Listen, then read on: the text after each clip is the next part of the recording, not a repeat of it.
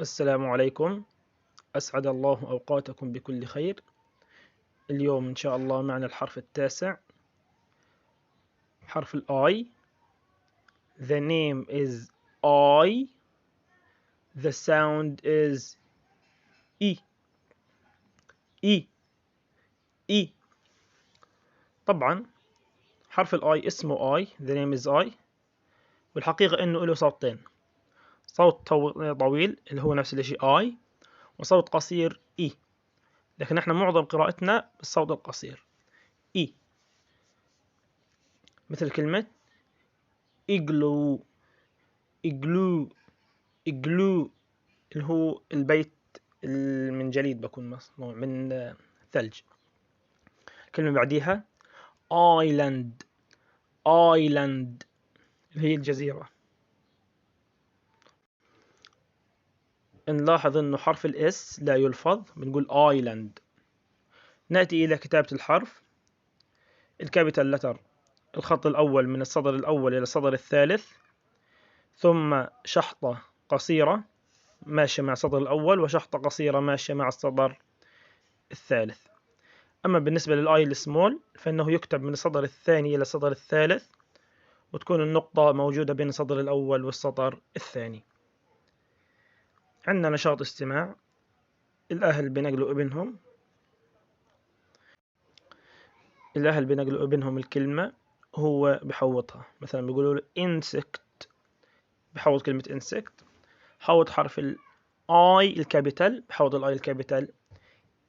الإي الكابيتال، بحوط الإي الكابيتال. اللي بعديه إنه يوصل أول الحرف بالكلمة، ثم بعد ذلك يصل الكلمة بالصورة. ننتقل الآن إلى كراسة القراءة. The name is I.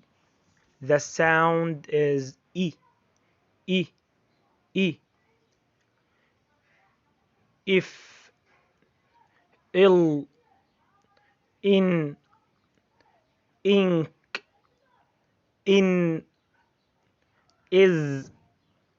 It. Kin. Rim. Sip. نوصلهن مع كلماتهن.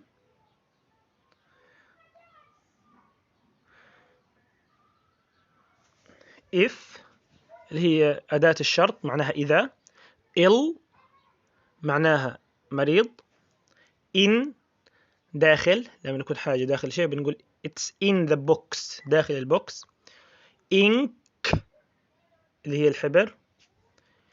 in اللي هي الخان اللي بيكون موجود في الأرياف بيعيشوا فيه بعض الناس. is اللي هي الفعل مساعد is معناها يكون. it اللي بنستخدمها لغير العاقل. kin معناها القريب، شخص تصلك فيه قرابة. kin.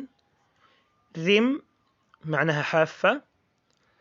sip معناها رشفة، لم ترشف من كاسة أو من الماء أو من شيء معين، نقول sip.